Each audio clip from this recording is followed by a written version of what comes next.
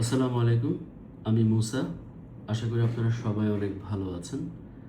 আজকের ভিডিওতে আমি আপনাদেরকে দেখাবো যে আসলে কিভাবে অ্যাস্ট্রোলজিতে জেমস্টোন ব্যবহার করতে হয়। কারণ জেমস্টোন হচ্ছে একটা অ্যাম্প্লিফায়ার, একটা এনার্জি। এই এনার্জি যদি আপনি সঠিক ব্যবহার করতে পারেন, আপনার জীবন পুরোটাই পরিবর্তন হয়ে যাবে। আর যদি এটার সঠিক ব্যবহার আপনি না জানেন, তাহলে আপনার জীবন উল্টাটাও হতে পারে, অর্থাৎ একেবারে ধ্বংস অনিবার্য। কারণ জেমস্টোনটা হচ্ছে ঔষধের মতো। ওষুধ এলোমেলো খেলে যেভাবে রিয়াকশন হবে, অনুরূপভাবে আপনি gemstone is a kind of a minerals that actually has the direct impact on your body, mind and soul. তো কোন ক্ষেত্রে জেমস্টোন আসলে পজিটিভ এনার্জি দেয় এবং কোন ক্ষেত্রে জেমস্টোন নেগেটিভ এনার্জি দেয় এবং পজিটিভটাকে কিভাবে ব্যবহার করতে হয়, আজকের ভিডিওতে আমরা আসলে সেটা একটু বোঝার চেষ্টা করব। আমি আমার প্রত্যেকটা ক্লায়েন্টকে যখন কোনো কিছু রেফার করি, এই জিনিসটা ভালো করে বুঝে তারপরে মূলত হচ্ছে আমি যে কোনো ক্লায়েন্টকে, আমার প্রত্যেকটা ক্লায়েন্টকে জেমস্টোন অ্যাস্ট্রোলজিক্যাল রেমেডিজ হিসাবে জেমস্টোন, শুধু জেমস্টোনই না, পাশাপাশি আপনাকে আপনার যে ডেইলি লাইফ আছে সেটাও কিন্তু কি কন্ট্রোল করতে হবে, সেটাও আপনাকে আসলে মেনে চলতে হবে। তো এখানে যে রিপোর্টটা দেখতে পাচ্ছি, এই রিপোর্টটা একটু এক্সপ্লেন করি যে আসলে এই রিপোর্টে, এই বার্থ চার্টে আসলে কোন জেমসটা সবচাইতে ভালো এবং কোন জেমস্টোনটা পড়লে এই ক্লায়েন্ট সবচাইতে ভালো ব্যালেন্স রেজাল্ট পাবে। আচ্ছা, এখানে ফার্স্টে আসে হচ্ছে তার লগ্ন, অ্যাসেন্ডেন্ট, যেটা সবচেয়ে ইম্পর্টেন্ট, ফার্স্ট হাউস, এটাকে ফার্স্ট হাউস বলে। এখানে তার লগ্ন হচ্ছে জেমিনাই, বা যেটাকে বাংলায় বলে হচ্ছে মিথুন। কিন্তু জেমিনাইয়ের সাথে এখানে কি বসে আছে? Jupiter, right? বস্তুগতভাবে জুপিটার বা বৃহস্পতি জেমিনাইয়ের সাথে শত্রু ভাবাপন্ন, অর্থাৎ নেগেটিভ এনার্জি তৈরি করে। এই জাতিকা, অর্থাৎ এই যে আমার যে এই যে ব্যক্তির যে চার্ট, হ্যাঁ, এই চার্ট অনুযায়ী উনি কখনোই উনি ইয়েলো সাফায়ার বা পোখরাজ বা হলুদ বর্ণের যে কোনো জেমস উনি কখনোই ব্যবহার করতে পারবে না। কেন পারবে না সেটা বলে দিচ্ছি। সপ্তম ঘরে মূলত আছে হচ্ছে স্যাজিটেরিয়াস। এখানে স্যাজিটেরিয়াসটা দেখা যাচ্ছে সপ্তম ঘরে। এখন সপ্তম ঘরে স্যাজিটেরিয়াস, ইট মিনস যে সপ্তম ঘর হচ্ছে ব্যবসায়িক ঘর, পার্টনারশিপের ঘর, লাইফ পার্টনার, ম্যারেজ, এই জাতীয় বিষয়গুলো কন্ট্রোল করে হচ্ছে সপ্তম ঘর বা সেভেন্থ হাউস। এখন সেভেন্থ হাউসে যদিও এখানে কি আছে, স্যাজিটেরিয়াস আছে, স্যাজিটেরিয়াসের যে রুলার, অর্থাৎ যেখান থেকে এনার্জিটা সে রিসিভ করবে, সেটা বসে আছে ফার্স্ট হাউসে। কার সাথে?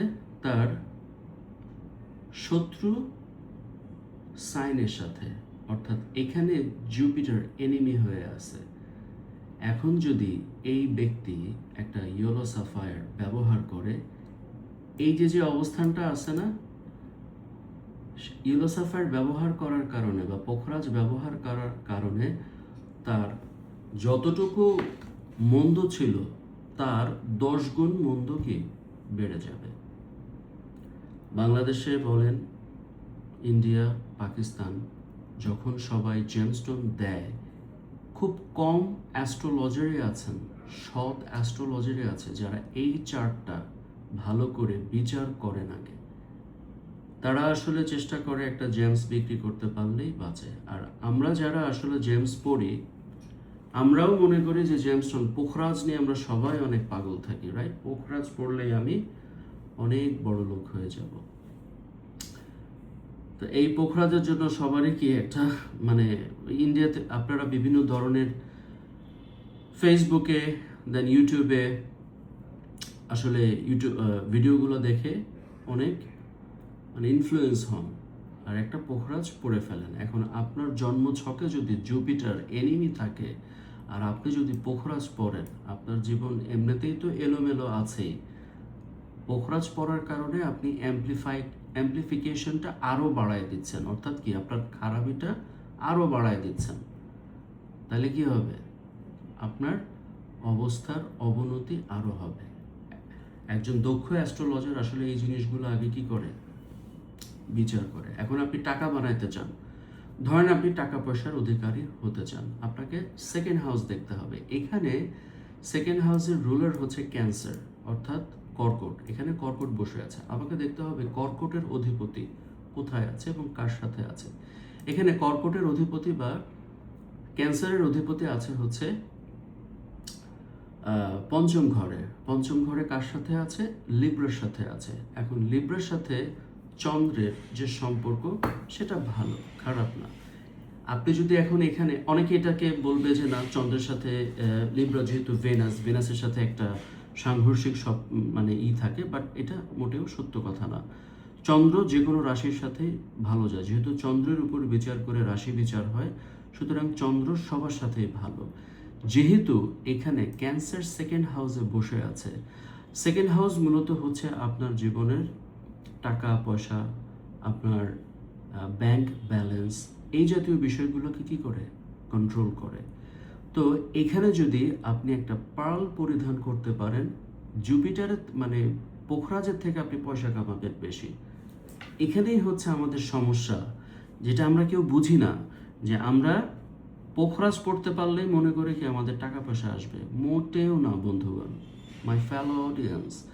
আপনাকে টাকা পয়সা কোত্থেকে আসে সেটা আগে জানতে হবে, ওই গেটওয়েটা আগে বের করতে হবে, যেটা জন্ম ছকে অর্থাৎ D1 চার্টে, অর্থাৎ আপনার কুণ্ডলিতে দেখা থাকে এনার্জি কোথায় আছে সেটা দেখা থাকে।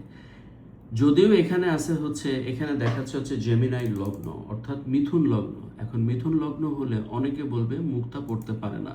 যাদের অ্যাস্ট্রোলজিক্যাল জ্ঞান কম, যাদের অ্যাস্ট্রোলজিক্যাল জ্ঞান শুধুমাত্র বইয়ের সাথে সম্পৃক্ত, যাদের কোনো প্র্যাকটিক্যাল নলেজ নাই, তারা বলবে মিথুন রাশিরা কখনো পার্ল পড়তে পারবে না।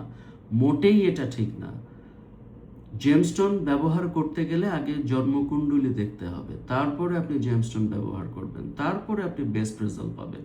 সুতরাং এখানে টাকার জন্য, অর্থাৎ মানি জেনারেশনের জন্য, মানি অ্যাম্প্লিফিকেশনের জন্য যদি কেউ মুক্তা বা সি পার্ল ব্যবহার করে, তাহলে সে আর্থিকভাবে অনেক ভালো একটা বেনিফিট পাবে।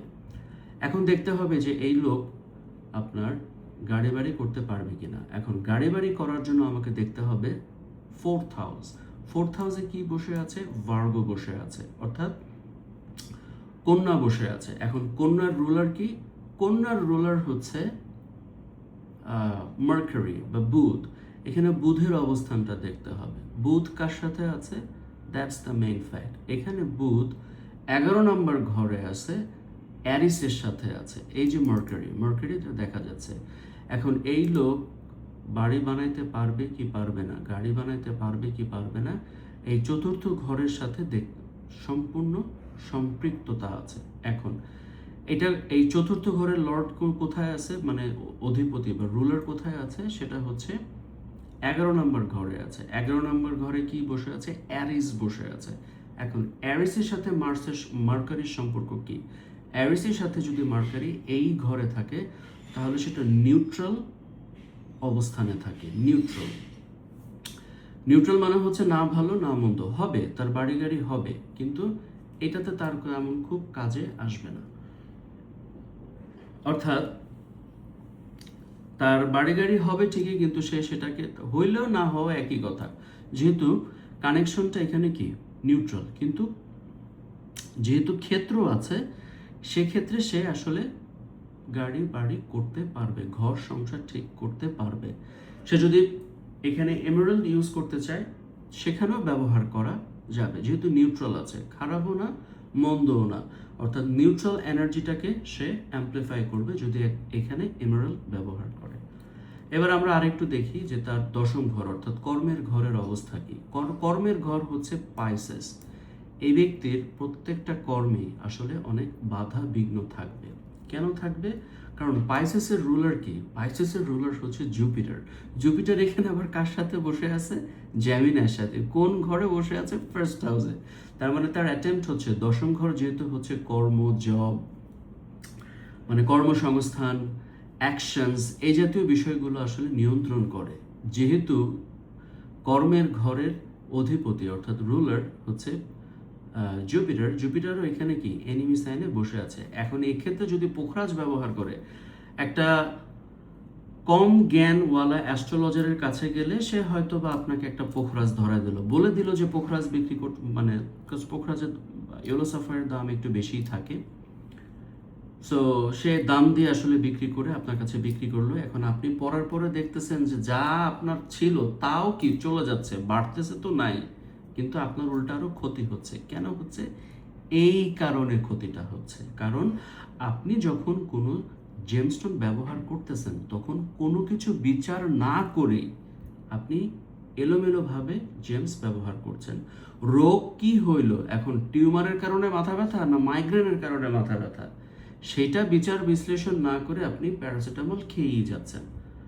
আর এতে করে কি হচ্ছে? আপনার অঙ্গ প্রত্যঙ্গ যেগুলো আছে, মাথা ব্যথা তো কমছেই না, আরও বাড়তেছে, প্লাস আপনার হার্ট, কিডনি, এই জিনিসগুলো নষ্ট হচ্ছে। এই কারণেই যে কোনো জেমস্টোন পড়ার আগে আগে অবশ্যই জন্মকুণ্ডলী দেখতে হবে। যারা শুধু পাথর বিক্রি করে তাদের এইটার কোনো সেন্স থাকে না, কারণ তারা বিক্রি করতে পারলেই বাঁচে।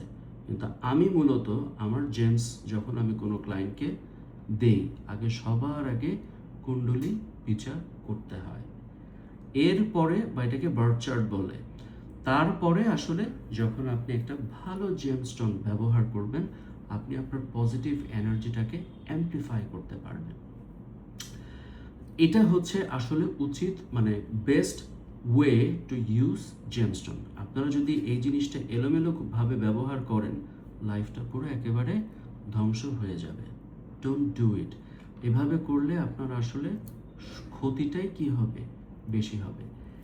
তো আশা করি আপনারা ভিডিওতে অনেক কিছু বুঝতে পারলেন। আপনারা চাইলে আপনাদের জন্মকুণ্ডলীটা আমার দ্বারা একবার দেখিয়ে নিতে পারেন, তারপরে আমার কাছ থেকে চাইলে একটা বেস্ট জেমস্টোন, অ্যাস্ট্রোলজিক্যাল জেমস্টোন নিয়ে নিতে পারেন, অথবা যেখান থেকে আপনাদের ভালো লাগে।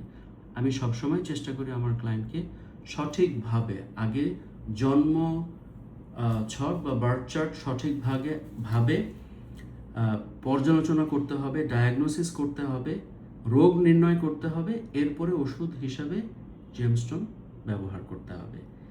এরপরে যখন আপনি লাইফ স্ট্রাকচারও চেঞ্জ করবেন, তখন আপনি একটা বেটার লাইফ লিড করতে পারবেন। এই হচ্ছে অ্যাস্ট্রোলজি। তো যাই হোক, আশা করি আপনাদের ভিডিওটা ভালো লেগেছে। ভিডিওটা ভালো লাগলে অবশ্যই একটা লাইক দিয়ে দিবেন, এবং আপনাদের যদি আপনাদের সেকেন্ড হাউসে কি অবস্থান করতেছে সেটা আমাকে জানান।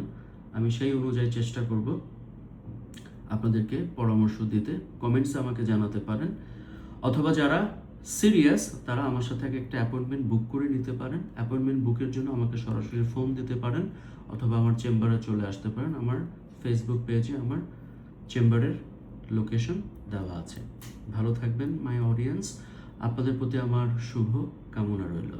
অ্যাস্ট্রোলজির যত হিডেন নলেজ আছে সেগুলো জানতে আমার সাথেই থাকুন, মুসার সাথেই থাকুন, এবং আমার এই পেজটাকে লাইক এবং ফলো দিয়ে রাখুন পরবর্তী আরেকটা অ্যাস্ট্রোলজিক্যাল হিডেন নলেজ জানার জন্য। ধন্যবাদ।